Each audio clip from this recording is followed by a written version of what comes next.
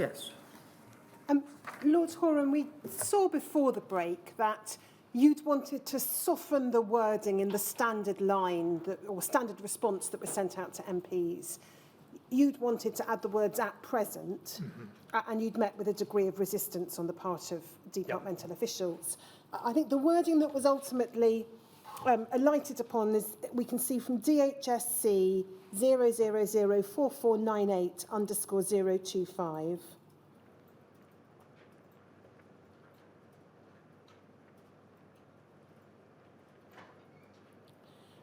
So this is a sample letter. This one is to an MP dated the 8th of January 1996. And you say in the third paragraph that you want to take time to read the Hemophilia Society's report in detail. You set out your belief that it graphically describes the problems experienced by some sufferers and how that will supplement what you'd heard about the plight of those infected during debates from correspondence and at meetings. You then, in the last paragraph, refer to, again, the standard line to take best treatment available in the light of medical knowledge, and so on. And then over the page, you say this: we're always ready to listen to further evidence, but I have to say that on the basis of these facts, we've no plans to make payment to such patients. This position is consistent with the government's overall policy of not accepting the case for a no-fault scheme of compensation for medical accidents. So that, I think, was the slightly amended line, a readiness to listen, but on the basis of current facts, no plans. Is that right? Well, the addition was, we are always ready to listen to further evidence. Yes. I think that was the point that I wanted inserted there, because as you can see, I was trying to see whether there was any more modest proposals that could be entertained alongside the overall position which the government had adopted. Now, again, around the same time, this January 1996, there's a further departmental minute I just wanted to explore with you. DHSC 0042937035.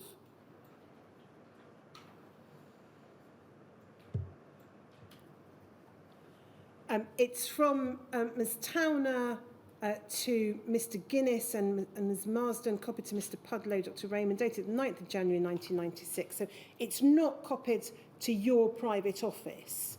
And I don't think there's anything to suggest that you saw or would have seen this at the time. But we can see Ms. Towner says this: you asked for information which might help you in responding to Treasury's letter of the 18th of December after they read the Hansard report of the debate on the 13th of December. And that's that letter from Mr. Grice to Mr. Dobson that we looked at this morning. The new PSH John Horam wishes to appear is sympathetic. Maybe as I think is probably yes, wishes to appear as sympathetic to the situation of haemophiliacs who contracted hepatitis C and open to receiving and considering any information put forward. However, no commitment to making any such payments has been made. Officials fully understand the financial and precedent implications of introducing even some form of limited compensation scheme, and will continue to make these clear to Minister as opportunity arises, as they did when briefing for the debate in question. Treasury may find it reassuring to hear of the outcome when PSH recently wanted to amend a private office reply on the subject to insert "at present" in the phrase "we have no plans to make payments." Officials explained their concern that this might lead to expectation of a change in policy. PSH said he understood this and subsequently accepted a revised draft reply, copy attached, which emphasised the sympathy and readiness to study facts arguments, but left the original wording about having no plans to make payments intact.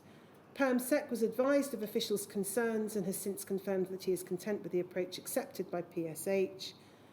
And then this: officials will, of course, continue to keep a watch on relevant correspondence, etc. And, of course, PSH cannot alter the department's policy without the agreement of SOS, who, recent correspondence suggests, retains a firm line. So This is communication, it would appear, designed to try and reassure the Treasury that the department's keeping a watch on you, and the departmental officials at least are keen to maintain the existing policy. Is that a fair reading of this in your view? Yes, that's a fair reading of it. But of course you didn't see this at the time. No. Now, we saw before the break you'd asked, Ms Weatherseed had asked on your behalf, departmental officials to put together a paper setting out options. We can see, if we look at DHSC 0002550_064,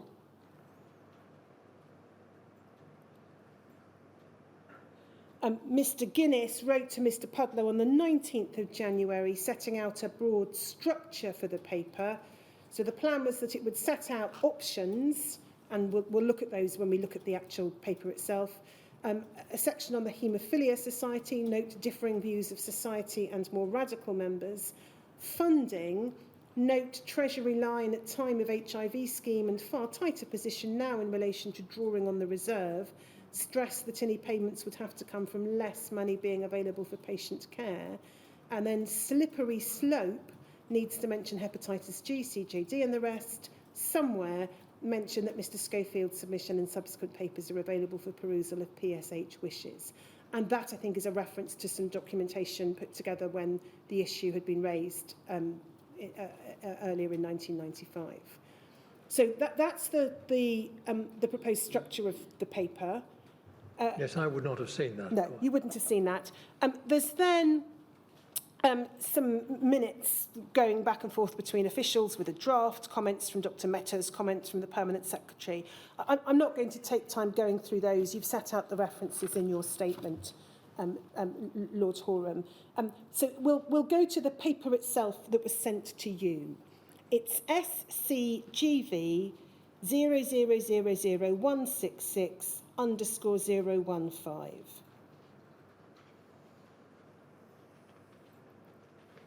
And you'll see this is a minute dated the 9th of February 1996 from Mr Guinness to your private office, Mrs Weatherseed. And then if we look at the text, purpose of submission, this submission responds to PSH's request for a submission on options for compensating haemophiliacs who contracted hepatitis C before routine screening of blood products was introduced. And then there's a summary. I don't think I need to read that because we'll look at the paper itself. If we go over the page, then we can see there's a heading options, and it sets out again what the submission looks at. So if we pick it up on the next page, we can see the main content of the paper. There's a heading, Natural History of HCV. I'm not going to read that out. Sure. Bottom of the page, there's a heading, Number of haemophiliacs infected with HCV, and there's a record of there being general agreement that about 3,100 haemophiliacs are infected. And then if we go over the page, we see the first of three options set out. So the first is a scheme based on the lump sum elements of the HIV scheme. Paragraph 8 records what those payments were. Paragraph 9, towards the bottom of the page, sets out what the average payment under the HIV scheme had been, £60,000. And so this option, as I understand it, Lord Horam, is costed on the basis of assuming a similar figure, and then you get the cost set out there. It would be 180 million if paid to all infected, 90 million if limited to those with chronic hepatitis, 36 million on the John Marshall model, limited to those with cirrhosis. And that's a simple calculation based upon multiplying 60,000 by reference to the numbers that might fall within each of those cohorts. We go over the page.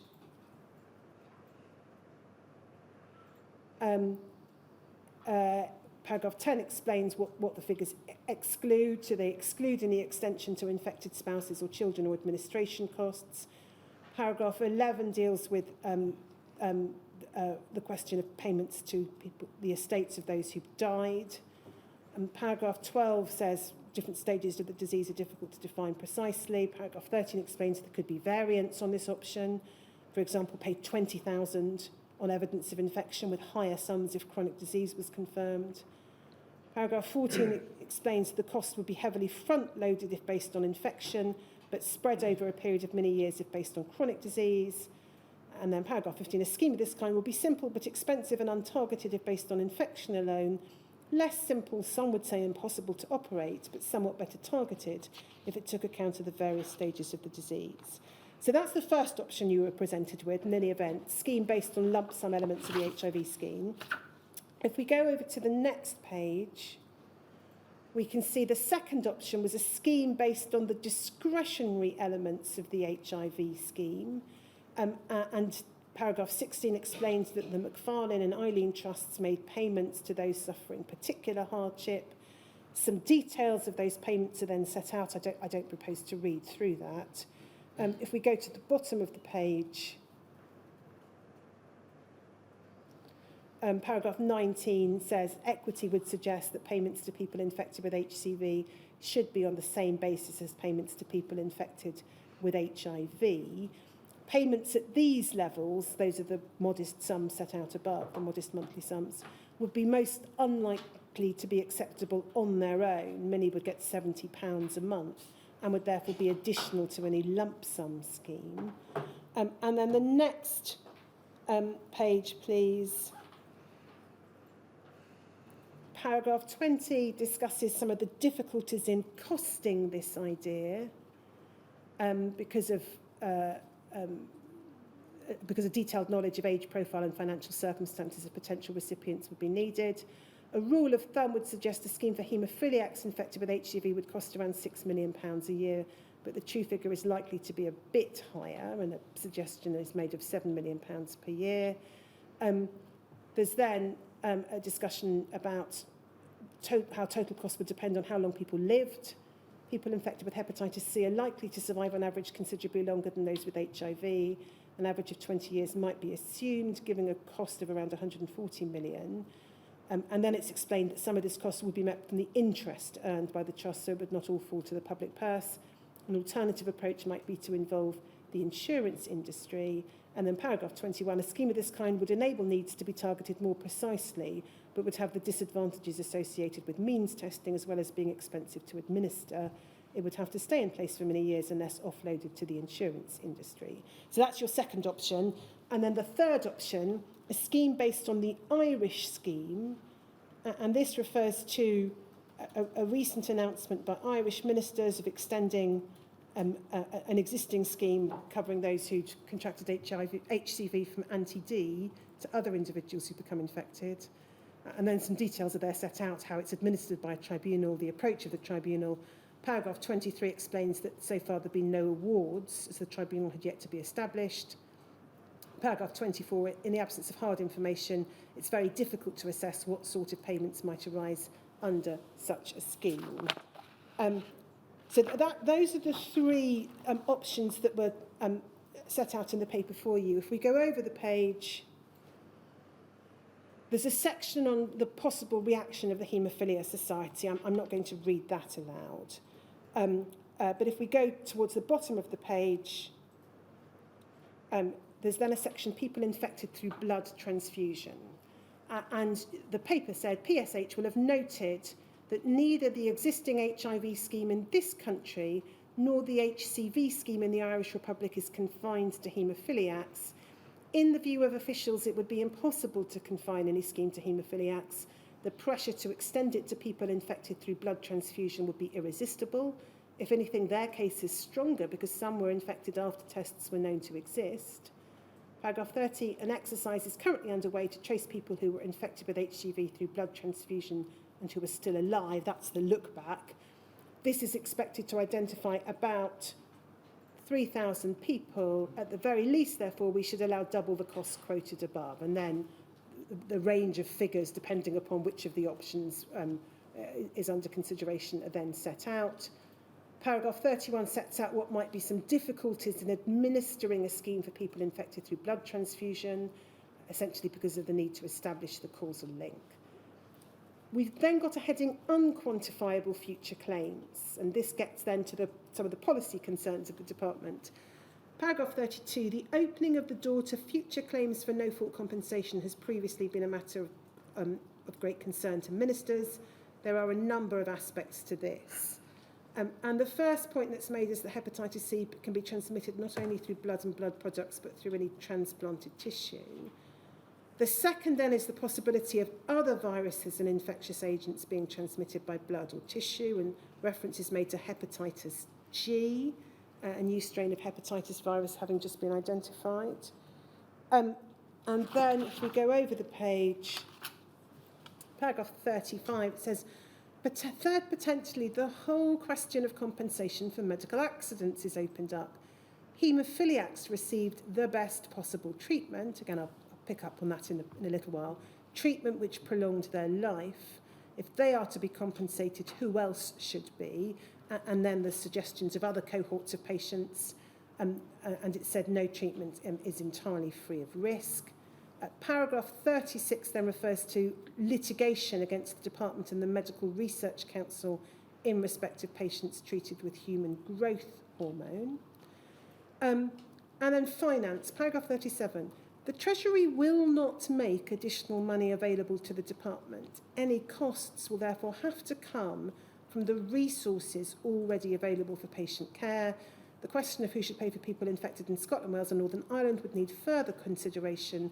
This department bore and continues to bear the full cost of the original HIV scheme, apart from the initial 20,000 ex gratia payments which were paid for by the Treasury. Now, just in relation to paragraph 37, Lord Horam, we obviously saw the Treasury's opposition expressed in that letter from Mr Grice to Mr Dobson that we looked at this morning. But were you aware of any formal approach being made to the Treasury, setting out what might be the arguments for providing some form of financial support scheme to hepatitis C? No, I was not. And do you know why no formal approach was made to the Treasury? No. We then get the heading policy on no-fault compensation schemes. Paragraph 39 restates the broad opposition to no-fault compensation, and then paragraph 40 sets out what is said to be the arguments against no-fault compensation. The first is, why should compensation for victims of medical accidents differ from system for people harmed in another way? The other talks about the feelings of victims of negligence, and then over the page, paragraph 41 sets out some other reasons for opposing no-fault compensation, difficulties of proof of causation, unfairness, cost, accountability, amounts payable. And then the summary in paragraph 42, in short, any compensation for HCV-positive haemophiliacs would be a departure from the policy previously stated by the Secretary of State that payments should not be made when treatment given has been in accordance with the best knowledge and practice of the day. So again, the assertion is repeated about best treatment in accordance with best knowledge and practice of the day. There's then a reference to the submissions from the previous year. And then over the page, we can see the conclusion, paragraph 45, which I think in fairness I should read. A scheme which would be contrary to general government policy on no-fault compensation could not be confined to haemophiliacs. The options considered here for compensation for infection with hepatitis C would cost in the order of £72 million to £360 million, with regular payments costing perhaps an additional £280 million over the years, though not all this latter cost would come from the public purse. Early indications are that only the most expensive scheme would be acceptable to the Haemophilia Society, but we shall know more when their own proposals are received. A scheme based on infection alone would be heavily front-loaded. There would be incalculable repercussions for the future. The newly discovered hepatitis G virus alone could multiply the cost of compensating people infected through blood transfusion by 10, giving a range of 400 million to 2,000 million for the lump sum options. The costs of this and future schemes would reduce the amount of money available for patient care. I think what you say in your witness statement about this and it's WITN 5294001, page 25, paragraph 2.34. You've set out the conclusions that I've just read, and then you observe underneath that, it is fair to say, therefore, that officials were giving me strong warnings about the costs and implications of introducing a hepatitis payment scheme.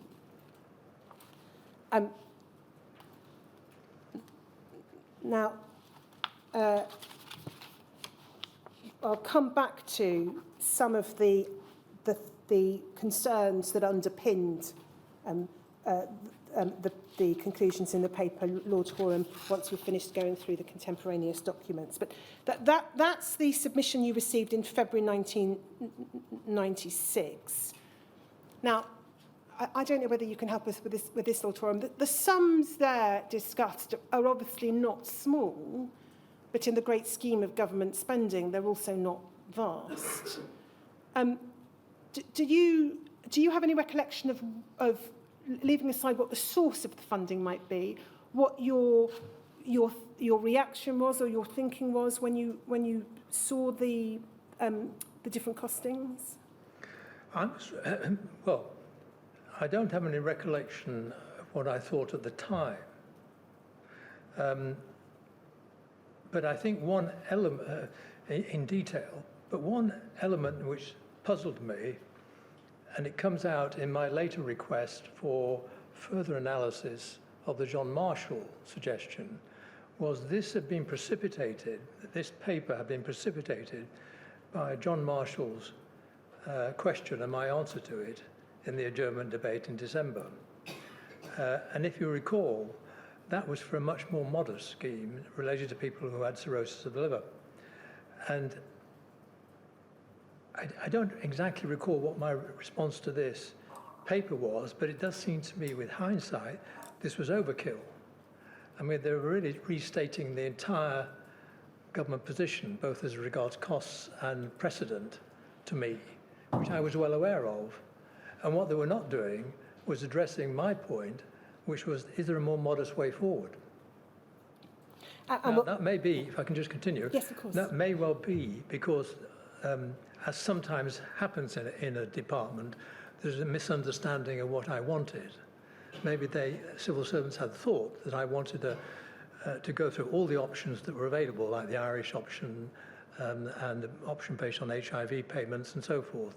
And really, what I was looking for was there some more modest scheme, because I understood the implications of the whole shooting match of alternatives, and didn't really need that. I wanted something more specific, and that's when I asked for further information about the John Marshall approach.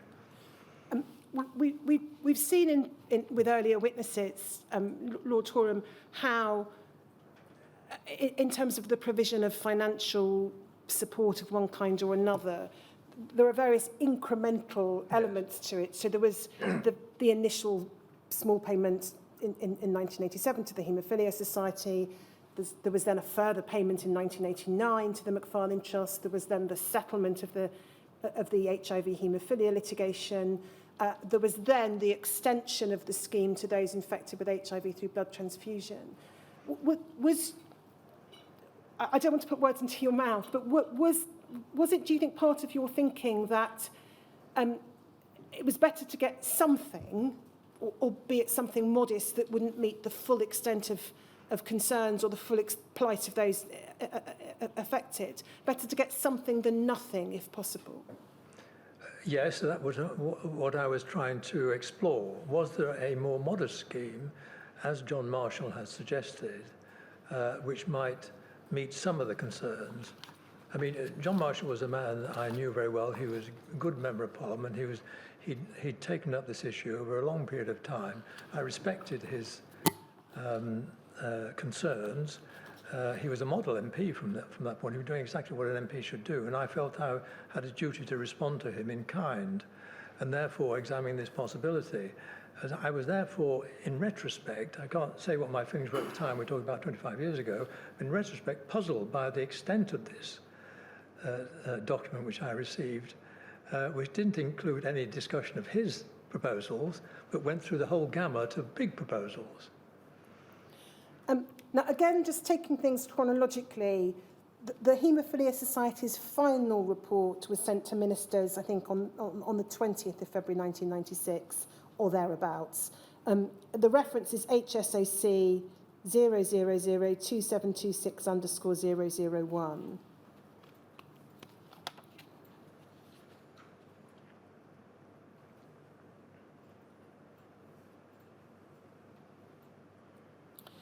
Now, I'm not going to go through this report because if we go to the next page and just look at the contents, this further report essentially doesn't repeat what was set out in the interim report. The interim report had been focused on the financial compensation or financial assistance recommendation and the reasons for it. This final report looked at largely a range of other issues, important issues, but didn't say anything new on the issue of financial support. So that's the reason why I'm not going to take you through it now. But if we go just to DHSC 0004469_007, we can just pick up the department's line to take on the report. So this is Mr. Guinness, 20th of February 1996. It's copied to a number of people, and we can see it's copied to the Secretary of State's private office, the Minister of State's private office, and to your private office. We see there the reference to Ms. Weatherseed. And then we've got the heading, line to take. In relation to financial support, the line to take is from the first bullet point, and it's the pre-existing line. The government has great sympathy for those infected with hepatitis C as a result of NHS treatment, but these treatments received the best treatment available. So these patients received the best treatment available in the light of medical knowledge at the time. No fault or negligence on the part of the NHS has been proved, and we have no plans to make special payments. And then there is more detail there set out. I think perhaps for present purposes, we can just look briefly at page 3. Paragraph 7, I think, probably picks up upon, in its last sentence, upon what you'd said in that adjournment debate. So ministers have said in debates in Parliament they have great sympathy with those who've contracted hepatitis C through blood or blood products, but there's no fault or negligence on the part of the NHS has been proved. They have no plans to make special payments. They've also said that they're willing to consider suggestions for a limited scheme to help those affected, but have given no undertaking to accept any such proposals. And that, I think, is what you were just referring to, Lord Horam. And then if we go to the very bottom of the page, we can see paragraph 9 records that you've agreed to meet officials of the Hemophilia Society on the 6th of March to discuss the report. I think, in fact, the meeting takes place a little later in March, but that's where matters stand as at that point. And then DHSC 0003883_101.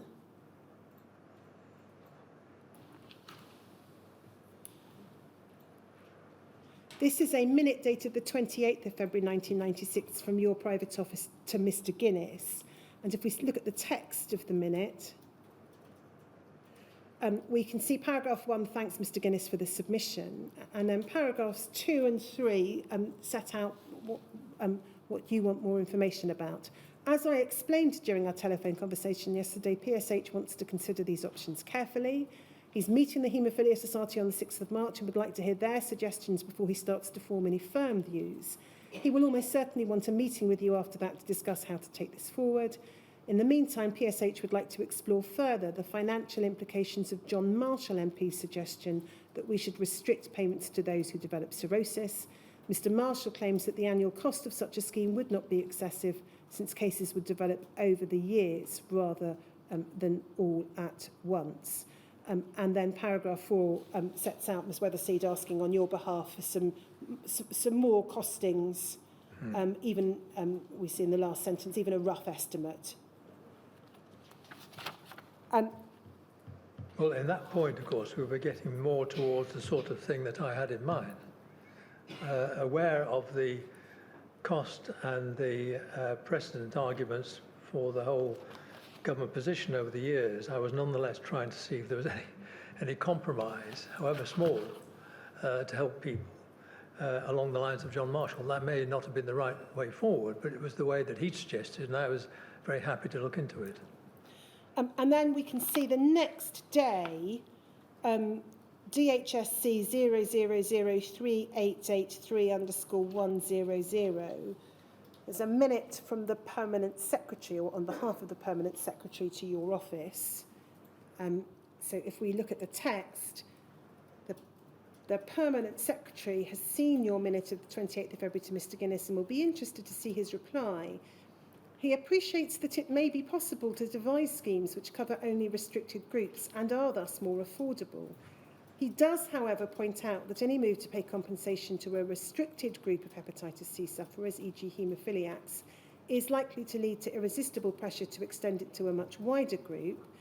There is no obvious basis for distinguishing between people infected via blood products and those infected by blood transfusion, for example, and the government was quite unable to sustain the same distinction in the case of HIV/AIDS sufferers. The unfortunate truth is that this is a very slippery slope. Our present stance is uncomfortable, but any movement from it, however slight, is likely to start something we won't be able to stop. He therefore recommends extreme caution in dealing with Mr Marshall's proposal. So a warning shot across the bows from the Permanent Secretary to you. No, did I see this? It's addressed to Miss Weatherseed, so right. yes, certainly your office saw it. And in fact, I think, yes, you did see it. I did see it. Because if we look at DHSC 0003883899,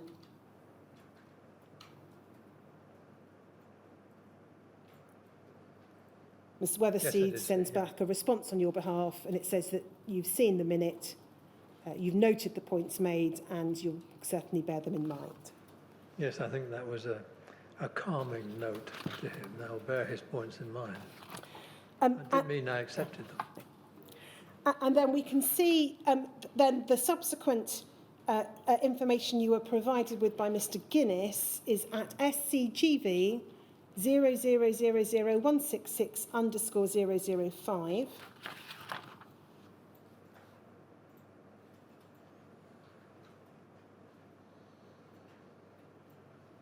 If we go to the second page.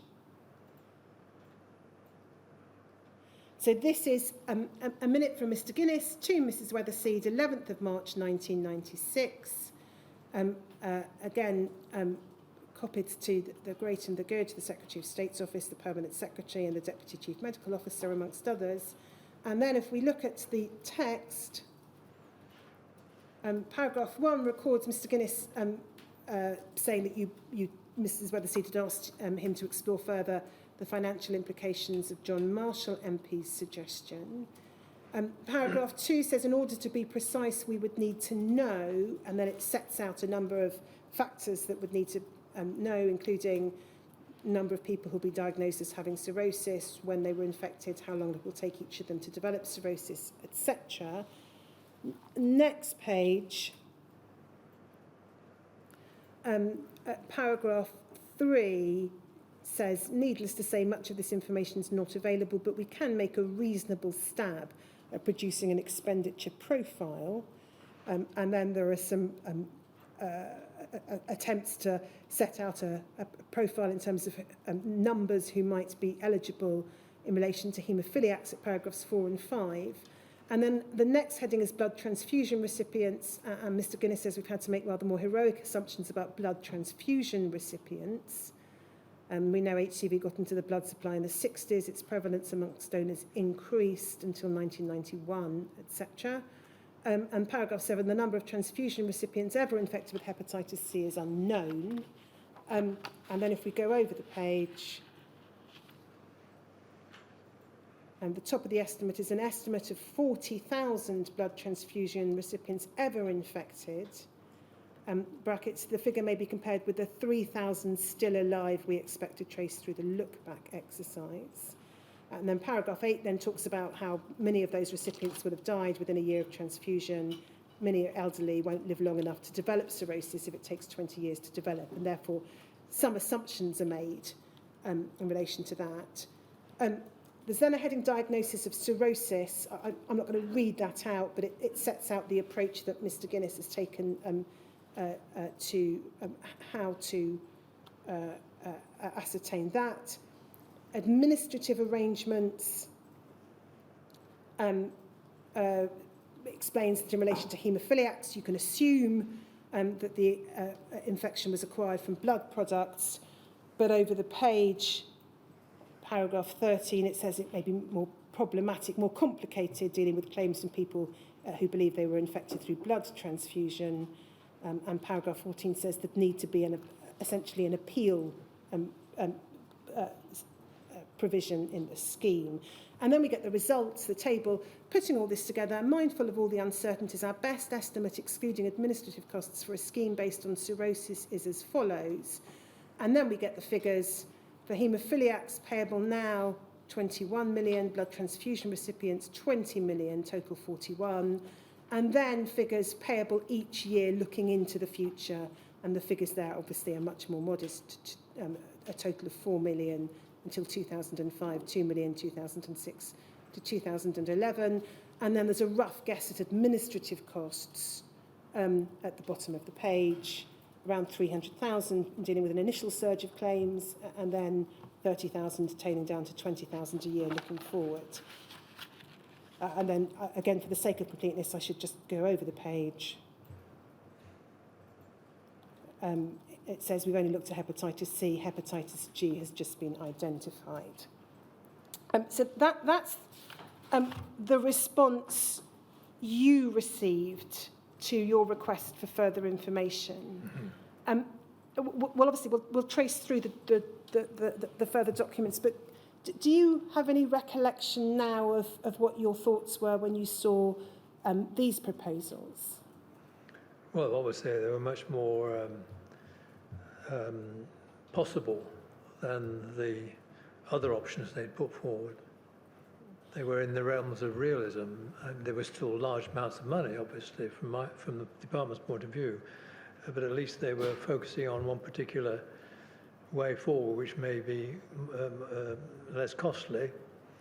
The only problem with it was really that it would not have probably have satisfied the Hemophilia Society. That was the difficulty with them, which I really wasn't aware of until this paper came my way. Now, you then had a meeting with the Hemophilia Society on the 26th of March 1996, and we can just, I think, look at a handful of documents in relation to that. There's a Hemophilia Society briefing for the meeting, HSOC 00014417.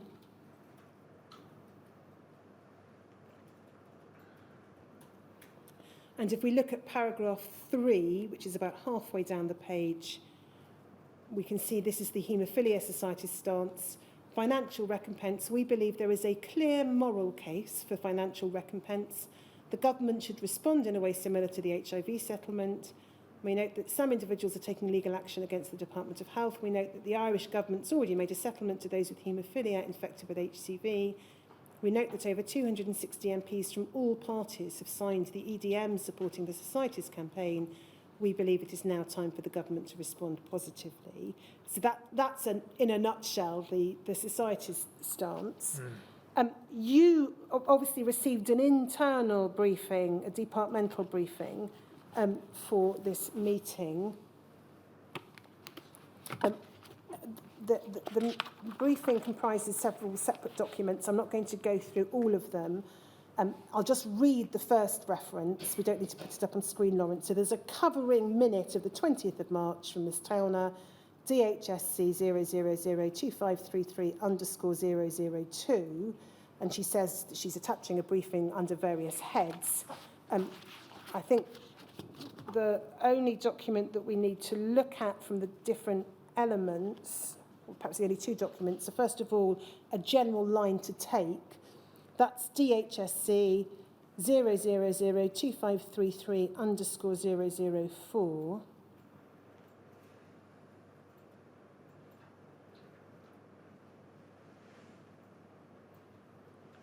So the heading is Handling and Line to Take General, and I think we need only look at paragraphs 5, 6 and 7.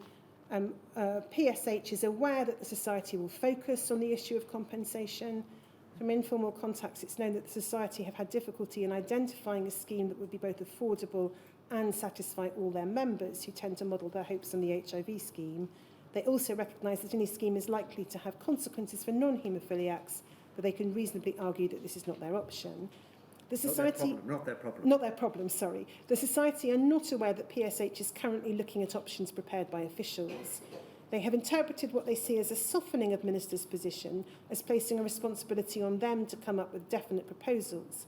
However, it's unlikely, for the reasons in 5 above, that they will be in a position to present anything beyond the rather vague terms contained in the letter to the Secretary of State. In the circumstances, PSH will wish to listen and offer to consider carefully any proposals. So the line or the recommendation to you from officials essentially was to listen and commit to nothing. That's correct. And indeed, I was in listening mode still. And then the other part of the briefing, which is relevant to this issue, is at DHSC 0002533_007.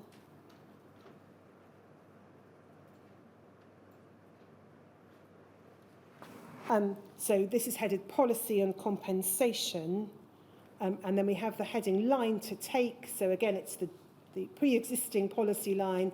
They received the best treatment available in the light of medical knowledge at the time. No fault or negligence on the part of the NHS has been proved, with no plans to make special payments. That's paragraph 1.2. And then paragraph 1.4, however, if the Society has specific proposals to put forward, as said in the House, we will be prepared to look at these. And then we have the background. I don't think I need to read all of that, but if we just look at paragraph 1.6, picking it up in the third line, it says they, and that's a reference to the Society, accept that no negligence was involved in infecting their members, but are likely to argue that there's no real difference between the HIV cases who received compensation and the HCV cases who did not, and that natural justice demands equal treatment.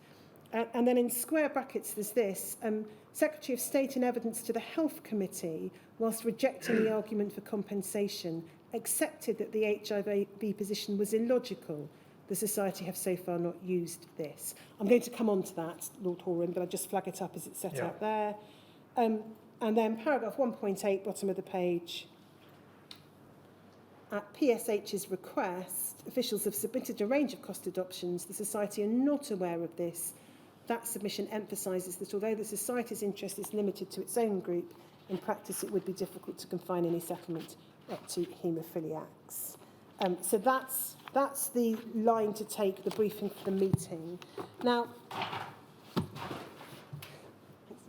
we don't, I think, have any minutes of the meeting. You think your statement says that ordinarily minutes would be taken of a meeting of that kind? Yes, they would. Do you have now any recollection of the meeting itself? No. Now, if we then just pick matters up at DHSC 0042289_176.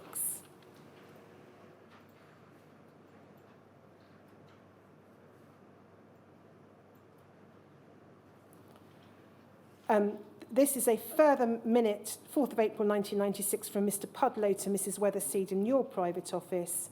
And if we look at the first paragraph, we can see there have been further discussions with the Hemophilia Society the previous day with Mr Barker of the Hemophilia Society. And then if we go over the page, I'm not going to read it out, but what's set out is what's said to be what the Society had asked for. Paragraph 4 refers to as an alternative, and then it says mentioned at the meeting with PSH. So there's one clue at least to what was discussed at the meeting. The Society attracted by the Irish scheme.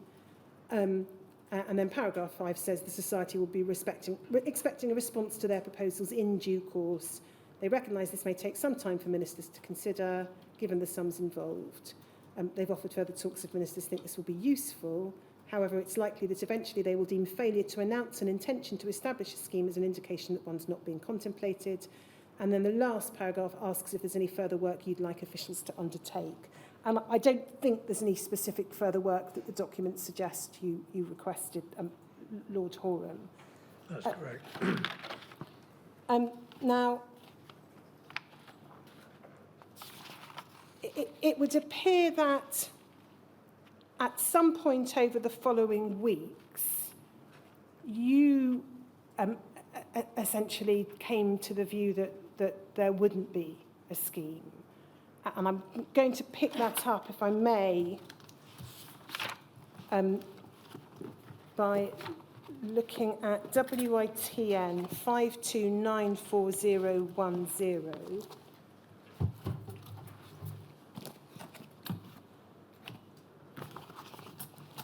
So this is now the 29th of May 1996, and it's Mr Pudlow to Mrs Weatherseed.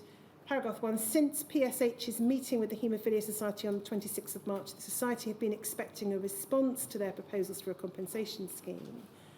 And then paragraph 2, we agreed that I should submit a draft letter for PSH to consider once the PM, the Prime Minister, had reaffirmed the government's opposition to a settlement in his letter to John Marshall, and this is now attached. We explored the Prime Minister's involvement in his evidence on Monday, Lord Horam.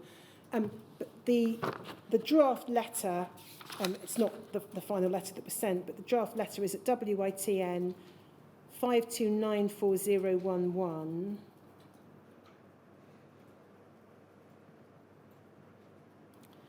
And the draft says in the third paragraph,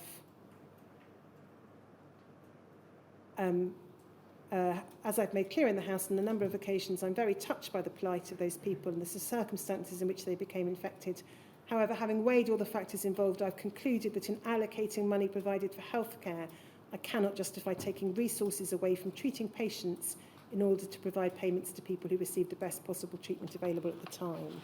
Now, the letter that was finally sent was sent at the beginning of October rather than at the end of May. But that's right. It would seem, and we'll see when we look at that final letter, whatever the precise point in time at which you decided not to press the matter further, there certainly came a point in time at which a decision was taken that there wouldn't be any scheme, modest or otherwise.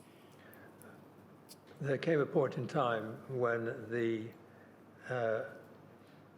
there was not going to be a compensation scheme as such. I don't think I ever ruled out something more modest. I was still struggling to get something on that. Well, we'll follow through the documents, I think, for the sake of completeness. So we can see at DHSC 00412555_073,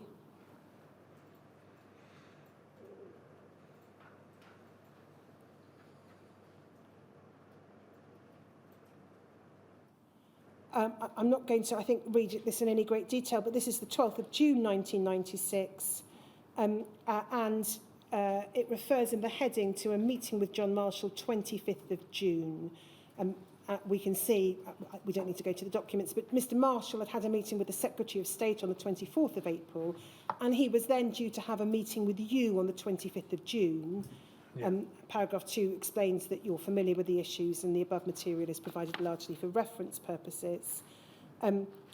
If we go over so the rest of that page sets out Mr Marshall's suggested scheme. If we go over the page, the suggestion in paragraph 3 at the top of the page is that you could point to a number of problems with this model. And then, I'm not going to read them aloud, they're essentially a repetition of points that we've seen in earlier documents. Paragraph 4 suggests that Mr Marshall may also seek to make comparison with other settlements, and those are then set out. And then next page, paragraph 4 In the absence of a response to their own proposals, costed at 147 million in year one, the Hemophilia Society are known to have concluded that ministers consider this too expensive, but that they remain interested in the prospect of an affordable settlement. The Society are looking at ways of reducing their claims, but are torn between the principle that something is better than nothing and the risk of alienating some of their members. They recognise that a modest settlement may actually be counterproductive if it's seen by some as inadequate to the point of insult. 5. The current line is that ministers are willing to consider suggestions but have given no undertaking to introduce a payment scheme. Such a position is unlikely to be tenable indefinitely, and the Hemophilia Society are known to be seeking indications of the basis on which ministers would be prepared to settle. Mr Marshall is sympathetic to the problem of any settlement that impinges on NHS expenditure and is likely to explore alternative sources of funding. And then you had a meeting with Mr Marshall, and we have the note at DHSC 00412555_072.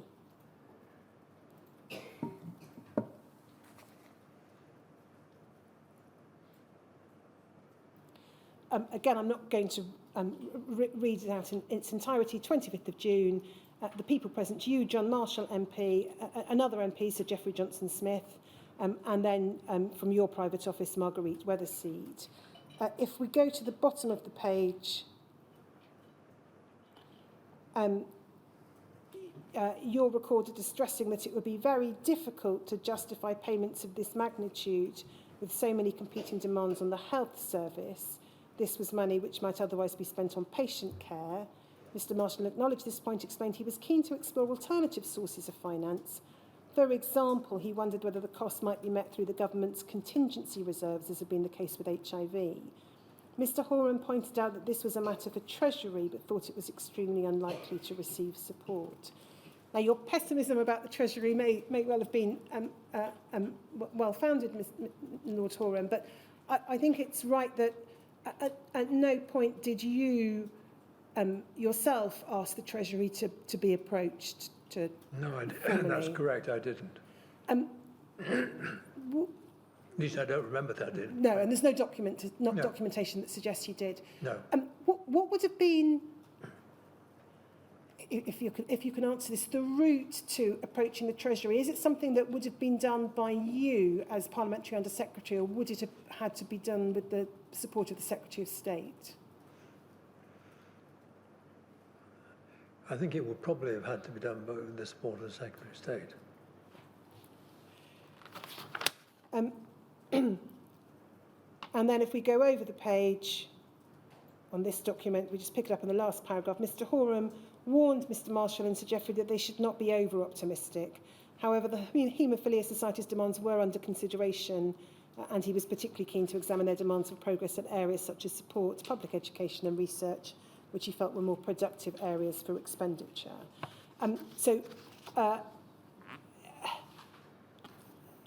Is it right to understand from this that the message you were giving to Mr Marshall and his parliamentary colleague was that the Hemophilia Society's proposed scheme in relation to financial support was unlikely to go further? That's correct, yes. You hadn't ruled out a more modest scheme, but you weren't offering much hope. No, I didn't really attach any hope or lack of hope to a more modest scheme. I was simply trying to preserve the option, if you like, for something more modest. It's omitted in going through the documents to flag up that in the meantime, not long before your meeting with Mr Marshall, the Reverend Tanner, the chair of the Hemophilia Society, had written to you, and that's at HSOC 00143119.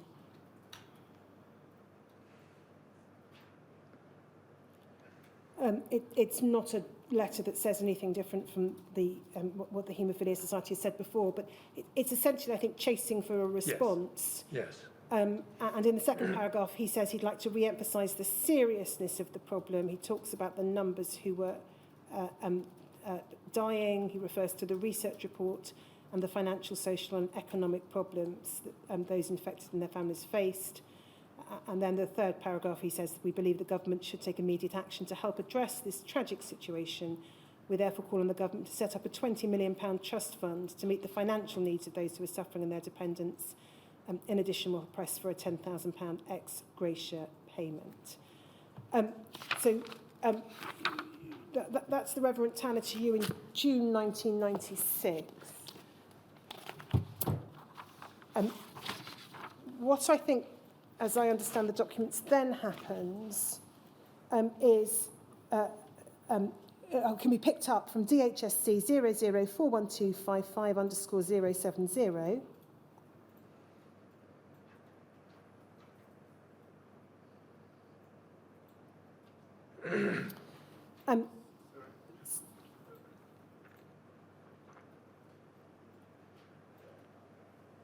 Thank you. So it's the 9th of July. It's from Mrs. Weatherseed to Paul Pudlow. Paragraph 1 refers to there having been a meeting the previous day. We discussed the need to reply to the Hemophilia Society's latest request for a scheme to compensate haemophiliacs. PSH has now decided that he would like to write to the Hemophilia Society on the 19th of July. Could you provide a suitable draft letter which stresses that we have considered their demands very carefully, explains our decision not to provide compensation, reiterates our view that funds would best be spent on providing better care, etc., states that we shall look favourably on any future application for Section 64 funding. PSH has also asked that the letter should discuss the alternative options for funding suggested by John Marshall, National Lottery, government contingency funds and settlements from drug companies. I'm not sure whether these points have ever been raised by the Haemophilia Society itself. Now, it would appear clear from paragraph 2, Lord Horam, is this right, that in terms of a more extensive compensation or financial support scheme, the decision was not, by this time, the decision was not to go with that. It was not to do what the Haemophilia Society was asking. Yes. Paragraph 3 suggests that the Marshall proposal, if I can put it that way, might still be under some form of consideration, but it doesn't tell us, I think, exactly what your thinking was on that issue. No, it doesn't. You're quite right. In my own mind, and we may come on to this later, in the German debate which John Marshall had in December of this year, when he proposed some further scheme. In my own mind, this was still a live issue. Well, we will certainly come on to that debate in December of 1996. Now, so we can see in any event, in July, Mrs. Weatherseed's asking Mr. Pudlow to provide a draft letter for you to consider for the Haemophilia Society. The response that Mrs. Weatherseed receives is WITN 5294012.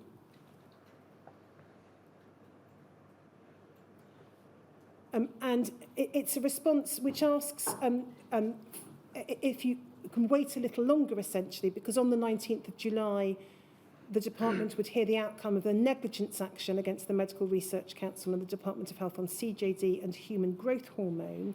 And Mr. Pudlow, no, in fact, this is Mr. Brown, I'm sorry, says this: if we lose, there may possibly be implications for other groups. And then we'll come on to the outcome of that litigation and what you were told about it. But did you have any direct involvement in the course of that litigation, Lord Horam, that you can recall, the human growth hormone litigation? I don't think so, no. And so if we then pick it up at DHSC 0006348_055.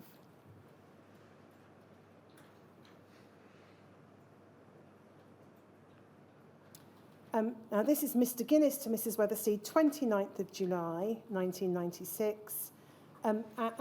We can see from the first paragraph that Mrs. Weatherseed has asked about the implications of the judgment in relation to CJD and human growth hormone and whether that might affect the terms of the reply to the Haemophilia Society. What Mr Guinness says is this: I've only seen Mr Roberts' summary, and our expert on the history of the hepatitis C issue is on annual leave. My judgment is that in a narrow sense there are no problems. The cases are very different in one way, in that with hepatitis, it was known by all, including the patients, that infection was being transmitted, though it was not necessarily thought to have long-term consequences. The problem was that there was no reliable test available to screen the blood. Now, that's an assertion by a departmental official that all patients knew that the treatment they were receiving was infecting them with hepatitis. Did it occur to you to question how a departmental official could state that with such confidence? No, it didn't. It puzzles me that he couldn't know that. And then we can see paragraph 2, there's caution about responding to the Hemophilia Society. I do wonder about the wisdom of writing to the Hemophilia Society until media interest in the CJD cases died down. Although the fact that we've been found negligent in one case does not mean that we should suddenly change our policy and decide to pay compensation when no negligence has been demonstrated, nor indeed alleged by the Hemophilia Society itself, as distinct from a number of potential individual litigants who are currently seeking counsel's opinion. A clear statement to the Hemophilia Society at this stage that we are not prepared to pay financial compensation might be presented as the government having forced one set of unfortunate people to endure the uncertainties of legal action, now doing the same again. So you were essentially advised to hold off sending a reply. This is one of a series of notices or memos to me, in effect saying, please hold off for one reason or another, which is why we eventually got to October before I finally replied. Yes.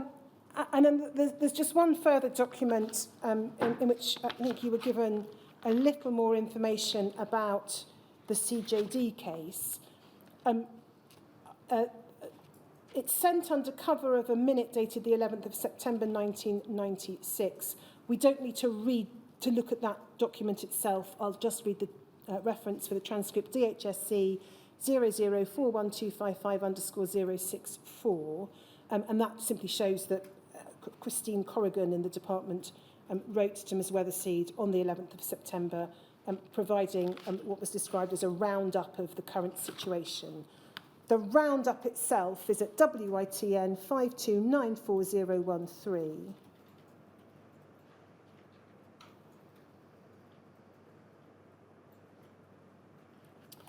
And I just wanted to pick up the heading CJD judgment.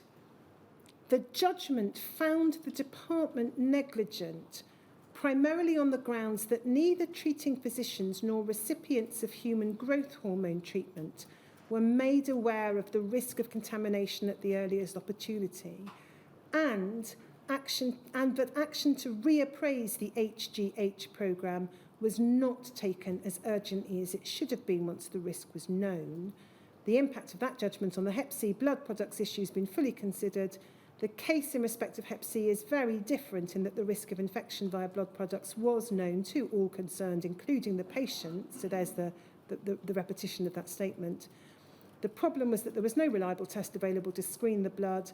The department is satisfied that action to introduce screening of blood for Hep C was taken as quickly as possible once a reliable test had been identified. Now, did the outcome of the CJD judgment, in which the department had been found to be negligent, both in terms of the information provided to doctors and patients and in terms of a lack of urgency in responding to risk, did that cause you to question whether the advice you were being given about the department's position as regards hepatitis C, whether you should be perhaps probing more to test the robustness or correctness of what was being said? Not on this point. Not on this point about whether people knew or did not know. Looking at it now, looking back now, do you think perhaps you should have done and asked a little more about why the department was so, having been found negligent in one respect, was able to state so confidently what the position was in relation to hepatitis C and patients' knowledge of that? I couldn't really, it's not an issue I raised at the time, and it hasn't occurred to me in hindsight, to be honest. I can't really answer that question. The assertion we see in that last sentence in the second paragraph, the department satisfied that action to introduce screening of blood for Hep C was taken as quickly as possible once a reliable test had been identified. Now, that's talking about events that predated your time in office by a number of years. But the inquiry is aware that, as well as the issue of a test specifically for hepatitis C, there was consideration from time to time of something called surrogate testing. There's no mention of that, I think, in any of the documents that we've seen that were provided to you. Do you have any recollection of the concept of surrogate testing ever having been explained to you? To be fair, I think, Ms. Richards, it is hinted at here without using the word surrogate. The problem was, it said there was no reliable test available to screen the blood, and then as quickly as possible once a reliable test had been identified, but no further description of what reliability consisted of.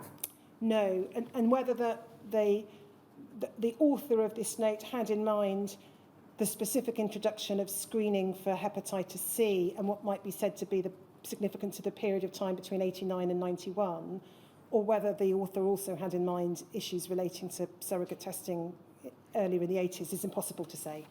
Yes, but one thing which he might also have had in mind, which you were asked about, I think, by Ms. Richards, at least as I understood the question, I think you understood it rather differently, was that there are 2 points which are made in the first paragraph. One is knowledge, and the other is not taking action as urgently as it should have been once the risk was known. Knowledge, you were told on the assertion of the department that everyone knew, and you didn't question that. No. What about action that might have been taken but wasn't? Well, I can't, there's nothing I have to say on that. I mean, it was before my time, essentially, wasn't it? So you just accepted that? That's what the view was? Yeah.